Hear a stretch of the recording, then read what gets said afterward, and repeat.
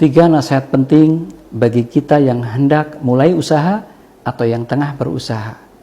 Yang pertama, jangan pernah meninggalkan kewajiban ibadah kepada Allah Subhanahu wa taala. Karena dunia ini sangatlah sementara dan akhirat kekal selama-lamanya. Orang yang sukses di dunia dan sengsara di akhirat, maka kesuksesannya tidak ada artinya. Apalagi kalau orang yang sengsara di dunia dan sengsara pula di sana. Waliyadzubillah. Yang kedua, usaha itu yang penting adalah segera mulai. Segera praktek, action. Jangan terlalu banyak berpikir, jangan terlalu banyak berteori.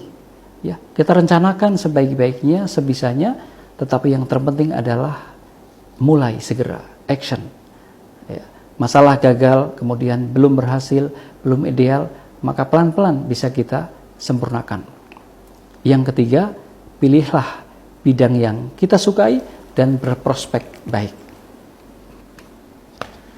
Saudaraku, memilih bidang yang kita sukai dan bidang yang punya prospek yang baik itu sangatlah penting. Mengapa?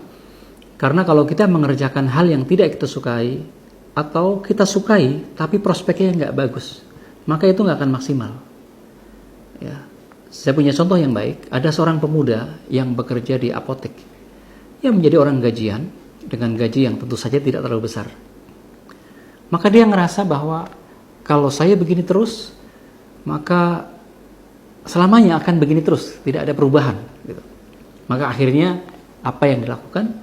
Dia dengan sadar keluar dan dia memilih bidang yang dia sukai, yaitu bidang pengecatan.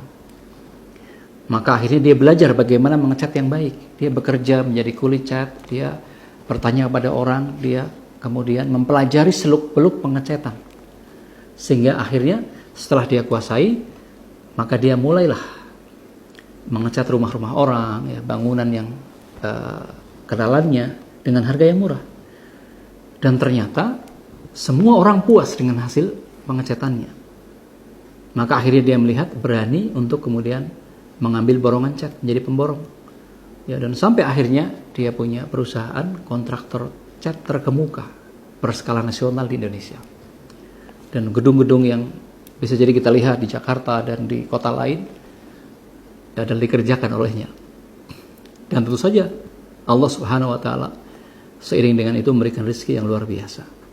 Ya, sampai kalau kebanyakan kaum muslimin Indonesia kalau puasa, ya kita puasa di Indonesia, tapi beliau umroh dan beriktikaf 10 hari terakhir di Masjidil Haram, Makkah Al-Mukarramah dengan rezeki yang Allah berikan kepadanya.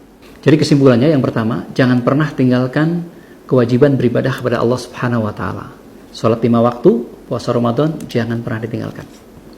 Yang kedua, mulailah segera untuk praktek, berusaha.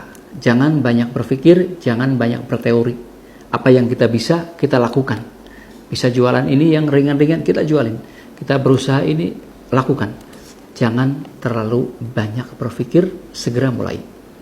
Yang ketiga, seiring dengan berjalannya waktu, maka kita mereposisi sambil mencari bidang-bidang yang betul-betul kita sangat sukai, sekaligus bidang yang menguntungkan. Lalu kita berjuang di situ, kita bekerja keras di situ, kita bersabar mengatasi masalah-masalahnya, tantangannya, ya, maka semoga dengan itu semua Allah Subhanahu wa taala memberkahi dan memudahkan usaha kita semua.